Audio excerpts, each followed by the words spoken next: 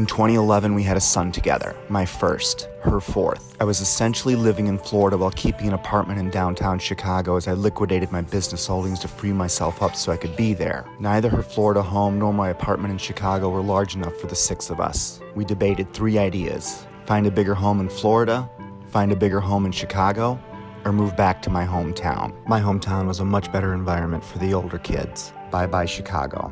My hometown, a little island near the city of Detroit with a population just under 10,000 people. It's called Grosse Ile, meaning large island in French. She'd miss Florida and I would definitely miss the big city of Chicago where I'd lived for the last 20 years. A big city, but close enough to home so I could visit my aging parents frequently while maintaining many lifetime friendships. In 1918, my grandmother became one of the first women to graduate from the University of Michigan, where she met my grandfather before making Grosse Ile their lifetime home. 25 years after that, World War II was in full swing.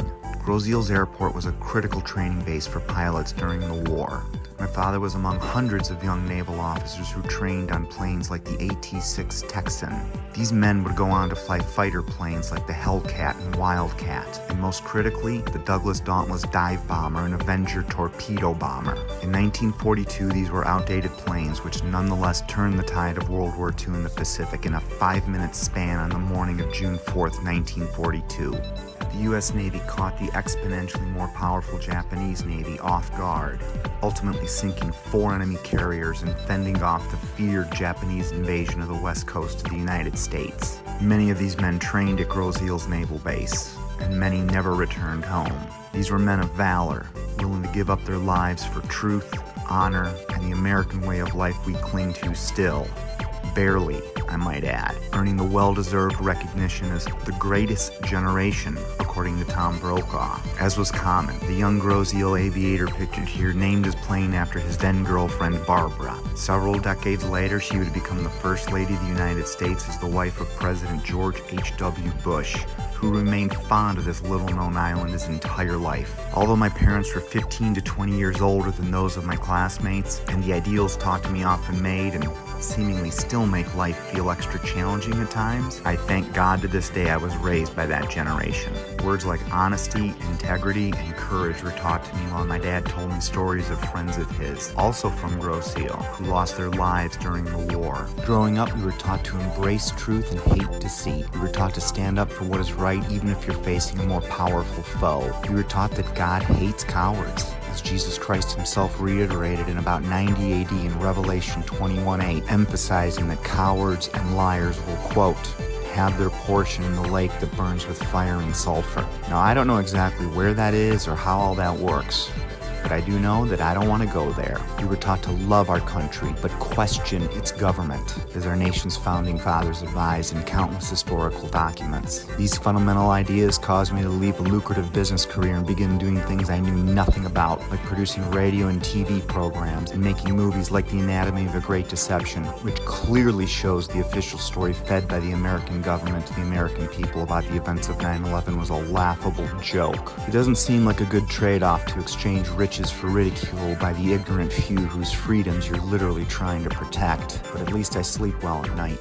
I say few because as of 2018, the majority of the United States population no longer believes the official story. The problem with those few is that they were never taught how to think for themselves, and instead believe whatever the pretty face on TV tells them. Yet some ignorant fools cling to it, no matter how ridiculous. Today, our youth are taught about self-love, being your own God, and safe talk spaces where you can go so your feelings don't get hurt. It's a long way to fall if our nation expects to remain free. Nonetheless, Grosse Ile's contribution during World War II is one of many things that makes me proud to have been raised on this little gem. Several generations of family received their primary education on Grosse Ile, like my father, like his son, and like his grandson, who's a third grader in the same school I attended in third grade. It's a special place with rich family traditions for all who reside there. Grosse Ile provided a safer and more wholesome place for the older kids to finish high school. And once that happened, the plan was to relocate to Chicago with what would be our 7-year-old son by then. Grosse Ile routinely ranks as the state's safest or sometimes the second safest city or place to live in the state of Michigan. 2 bridges connect the island to the mainland, providing a humorous fable with some truth to it, shared by many residents who proudly state that if a crime is committed on Grosse Ile, they simply raise or turn the bridge privileges so the criminal can't escape. In 2012, we bought a house in my hometown, consolidating a blended family which included her 3 children from a prior marriage, whom I will always love, and the most recent addition, our 1-year-old son. 6 people embarking on a new life filled with hope and promise.